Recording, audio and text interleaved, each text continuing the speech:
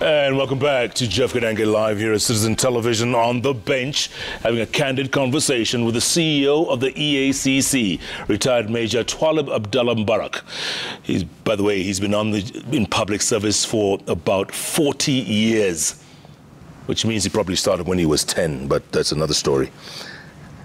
Major, I was asking you earlier on before the break, the relationship between the EACC and the Office of the Head of Public Service.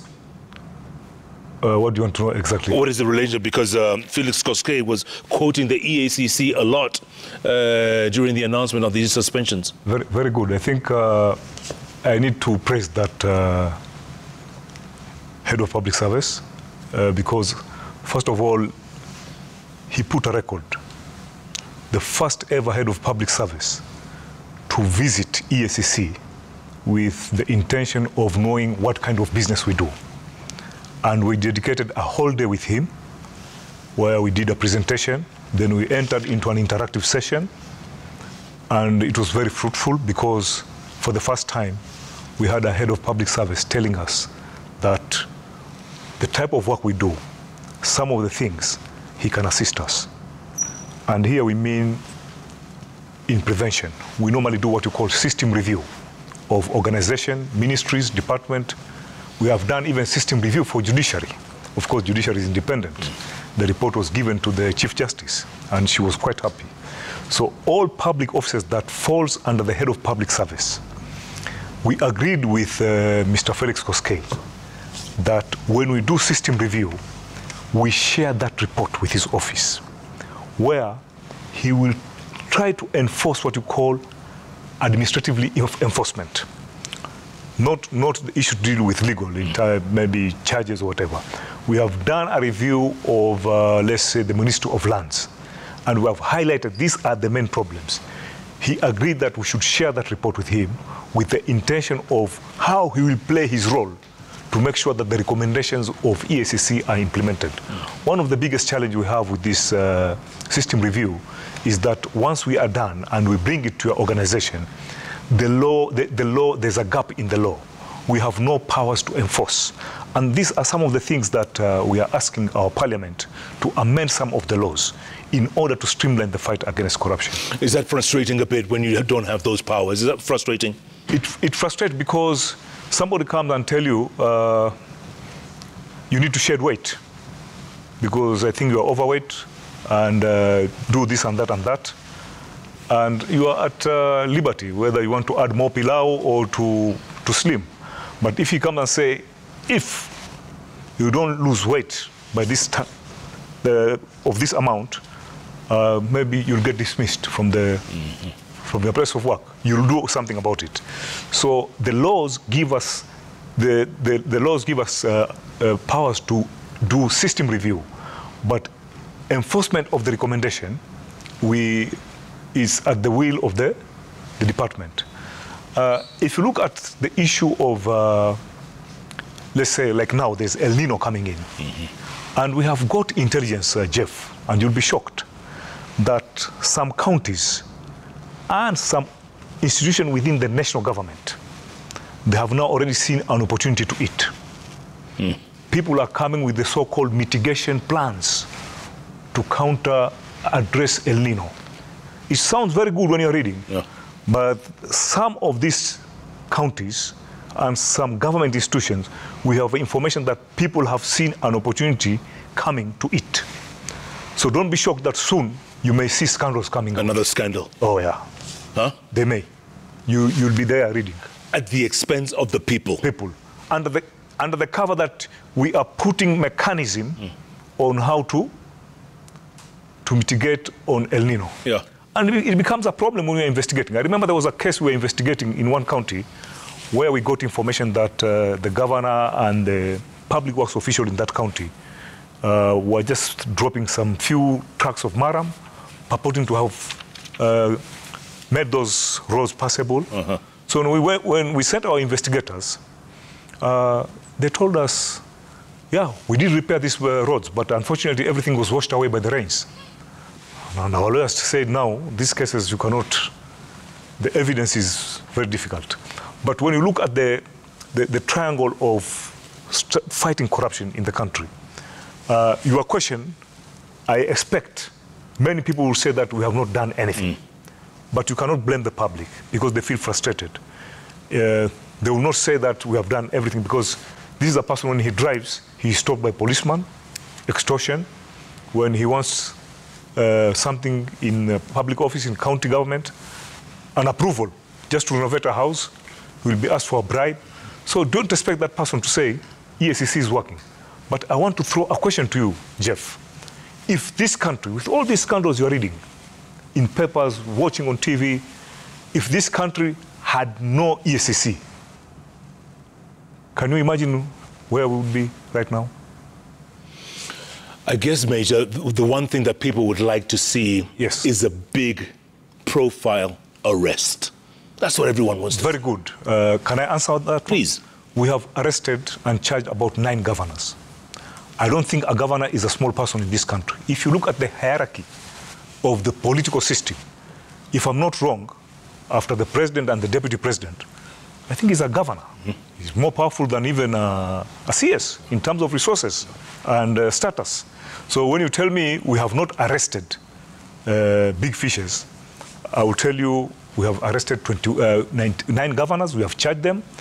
We are now investigating current and former governors, 21 of them. And we have also done recoveries. We have done recoveries of a lot of public land, amounting to about, we have done recovery about 26 billion. We have disrupted scandals that were in the offing of about, you are talking of roughly 40 billion. You are talking of disruption. People are planning to do something, about 36 billion. We are talking of system reviews that we have done to organizations, and it has helped. So if you look at all this, is about 100 billion, and we get an annual budget of 3.6 billion. So even if you're not an economist, I think the return on investment tells you it is worthy to have EACC as an anti-corruption body. On top of that, Jeff, there's that deterrence. If you look at the first government after the enactment of the 2010 Constitution, the governors were stealing left, center, and right. Actually, they looked at that money as pocket money, not as expenditure from there. If you went and look at things like interest, people were taking interest and not surrendering. And when the second government came of 2017 to the last election, there was an improvement in governance in the counties. It was a second generation of the management of county government by the governors. Now we are entering the third generation. Every day there is an improvement, although not very much, but there is an improvement and the clock is ticking clockwise. I can tell you about my hometown, Kilifi. A week ago I was in Kilifi, and I was driving around and I was telling my nephew, I found quite a number of roads that are tarmacked and they had street lights. And I told him that the revolution did something good. All these roads were just mud roads. I mean, no maram, no even, they were in very bad condition. Now they are tarmac road, although it is suspected out of those construction people are cutting these to get kickbacks. But you can see out of that accountability of the EACC, people are a little bit scared of going full throttle in terms of mismanagement and embezzlement of public funds. And for us to address that problem strategically, you know, there's a triangle. There's a triangle which determines why crime takes place. Crime is determined by 3 factors: opportunity, benefit, and the intention. In the triangle of corruption in any country, it focuses on 3 main aspects, Jeff. The political culture of the country. If you have a dirty political culture, it becomes a very big challenge to address corruption. And an example here I'm giving you is a governor in this country. If you're a poor man, not even a poor man, somebody like you and me, can we go and contest to become a governor? No. You will not be having even money to put posters. Correct. So if you look at how much a governor uses in a campaign, millions of shillings for him to win. Yeah. Majority of them. Hundreds of millions. Yeah, maybe out of the 47 county, I would say maybe only 10 governors or 15 came out of an agenda. The rest used resources. Same with members of parliament. They use a lot of resources. Now, what happens when they take over, they get a seat? They need to get their money back. They have three priorities. Priority one is to recoup their money. Priority two is to accumulate for the next election. Priority three, in case I lose the election, what is my future? So he has to accumulate because of the culture of token as a result of campaigns. Then, so the public must know that, can we address the issue of the political culture? If you want a person to become the governor of Kiambu, you want Jeff Koinange. You ask, who is Jeff Koinange? And say, this is the guy we shall take. So when he comes, the agenda is development. Not the agenda to the public is development, but inside his heart, he knows here the work is to steal. And that is what is going on across all the counties. Now, if you look at the other aspect, so the political culture must change. And we should not make noise and say, EACC is not working. We are the cause of the problem. Waswahili wanakwambia, nguruwe anajikanga na mafuta yake. Sasa, sisi tumejikanga na mafuta yetu. We are the ones who brought these crooks, and then we are making noise that, oh, the country is corrupt, the governor is corrupt. Who appointed him? These governors did not drop from the heaven. They were elected by people. Correct. And to my surprise, and your surprise, you'll be shocked, most of the governors that have got cases with EACC had served 2 terms. And if there was a chance to serve 3rd term, they would have won. Because there's a tendency in this country that we glorify some funny characters. And that's the problem. Secondly, out of that triangle of fighting corruption, we must look at the public. Everybody makes noise that the police are very corrupt. And you can see along the roads, so many roadblocks, and they collect money openly. But where's the problem? Do you remember in this country there was a time policemen were being arrested by the public? Yes, during Kibaki's early... The first 2 years. Yes. Before people started getting contaminated again. Correct. Reverting to their old habits. Yes. You know, they say old habits... Die hard. Die hard. Yes. And that's the problem. So, if a policeman stops a matatu, he openly takes bribe. Inside that matatu, there's Jeff Koinange, there's Twalib Mbarak, there's a professor going home, there is an accountant. Why can't we tell the driver, peana pesa sino kupiga picha? We don't. We break the law deliberately. When we are caught, we bribe the police. You see a bump, you avoid the bump, and you see, somebody told me, if you want to know that a country, the society is not disciplined, look at 2 things. Look at their character at the airport and look at the driving habit. Because, do you know why there are bumps? Do you find bumps in Europe? No. Because in Europe, mzungu anaandikiwa 10 kilometers, he will stop. Yeah, he'll go 10 kilometers. Yeah. In Africa, a person like me, a CEO, I don't want to follow the rules. Yeah. And so now I have to be stopped physically by putting a bump. It tells you the society is not disciplined. So the society must also be disciplined. Discipline in what sense? They must respect the laws, they must respect the government. If you don't respect the government puts signage, munenda vandalize. You get the point? Yeah. So, and then you make noise about the government. But the government has made very good roads. We have a problem also. When we make good roads, accidents are on the increase. When the roads are bad, we complain. Now, you find you can't blame the government. The public must take the blame also. There is a portion for them. Sure. And then we have the agencies for implementation and enforcement of these laws. You are talking of EACC, you are talking of the police, you are talking of DCI, you are talking of the judiciary, you are talking of the executive. All those systems must be supported financially, in terms of manpower.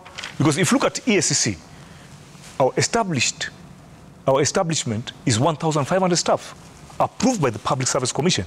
This is what I talked about yesterday when I was giving a remark during our launching of the strategic plan. Yeah. 1,500 staff approved by the Public Service Commission. So far, we are about 750.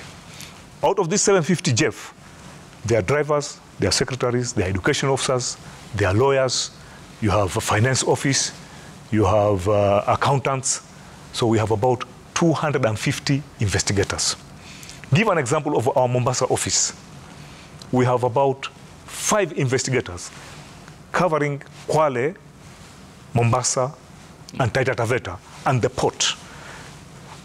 A case requires at least 3 investigators. And you have 5 total? You have 5 total. So people will complain, I brought my complaint to EACC. What have you done? Say, it's pending.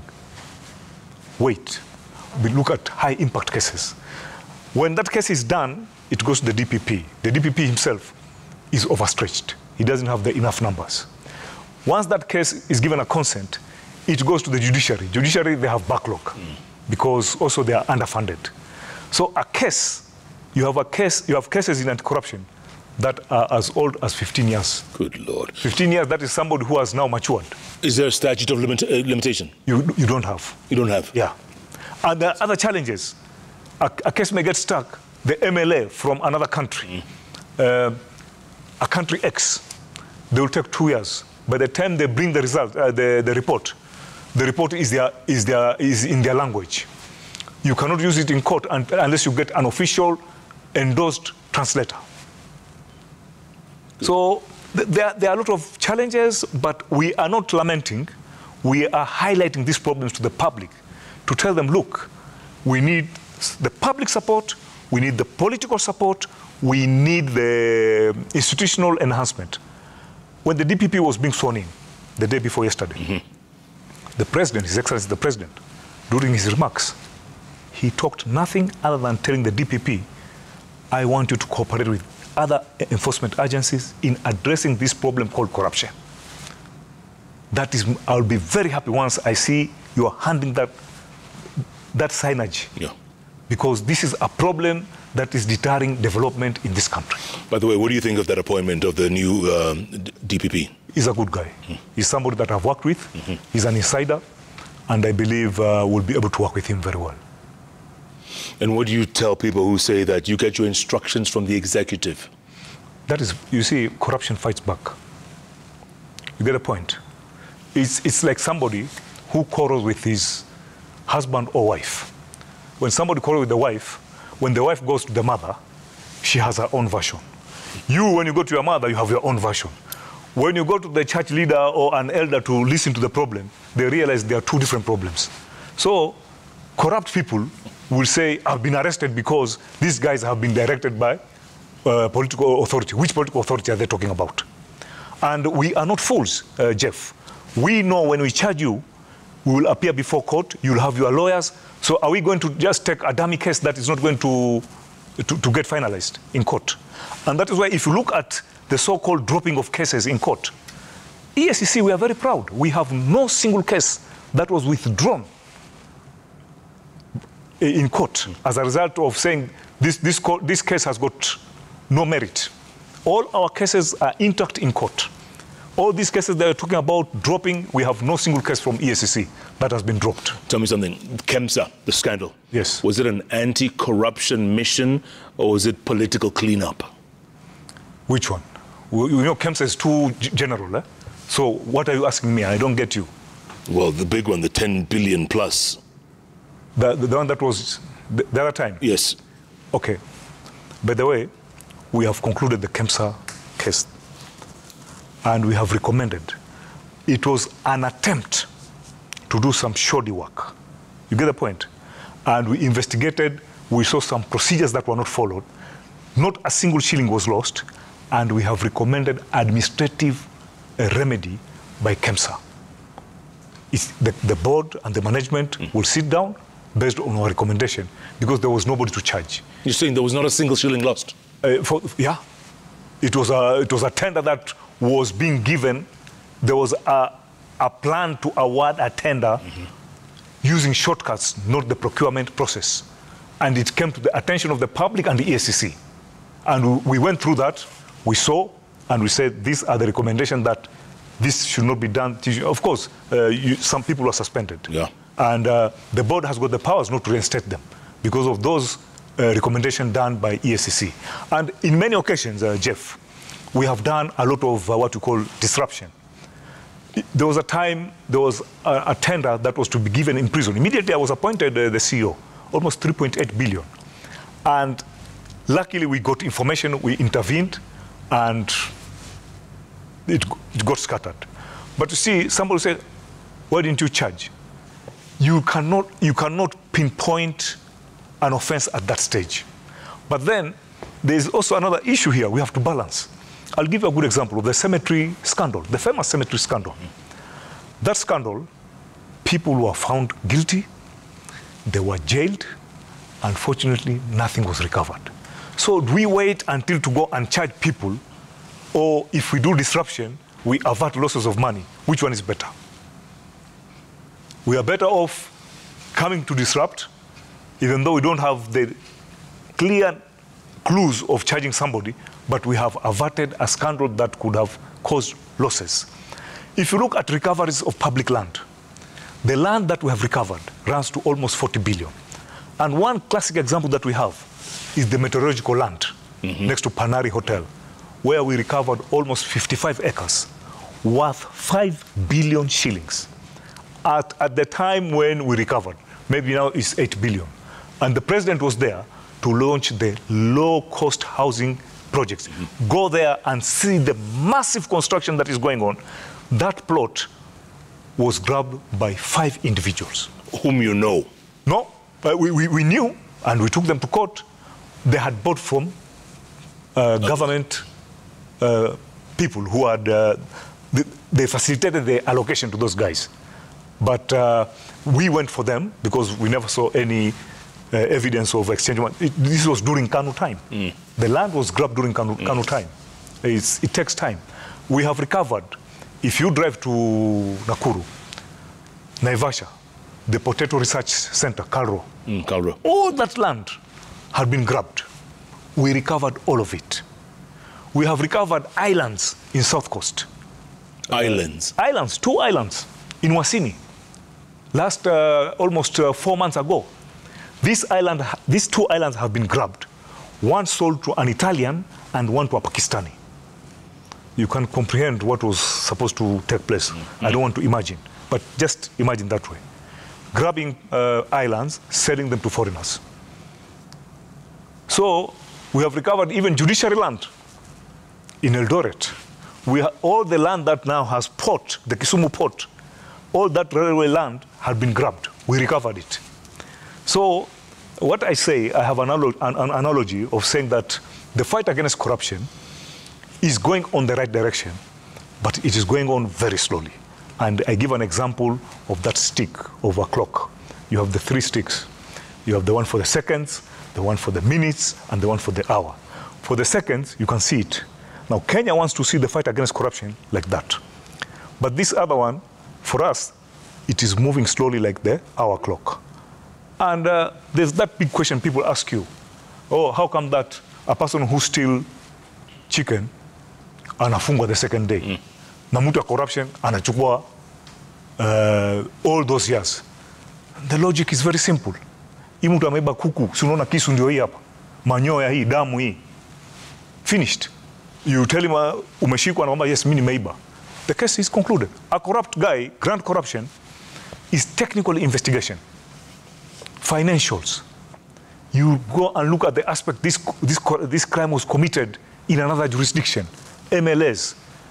He brings 6 lawyers, seasoned lawyers, who even question those of DPP and EACC. Maybe they are young lawyers. Even ask you, young man, is this what I taught you when you were a student at the university? All kind of, but it's their right. So it will take, you need a lot of technical expertise to investigate a corruption case. When you say this road was built substandard, are you able to tell this is a substandard road? You will say yes, it's substandard because naona ina iko na mashimo shimo. But scientifically, you need an expert. You need a civil engineer, a quantity surveyor, an accountant, and land expert. If there is a construction of a port or an airport, very technical construction, and you're told this company is a company from this country, and this project has it's costing about 20 billion, but it is believed this should be only 10 billion. When you take them to court, will you just say, nimeambiwa hawa watu kwa hii project ilikuwa 20 billion and it's 10 billion? Or you have to give evidence. And lawyers are smart. They operate within the law, but they look at technicalities. So if a corruption case is not properly investigated, the case is likely to collapse due to technicalities. Yeah. Real quick, Aror Kimorer. That one was being handled by the DCI. So we have no business in that case. Yeah. All right. Major, let's take another quick break, come back and talk about the way forward. You know, sugar industry, cartels. Remember the other day we were told, mambo ni matatu.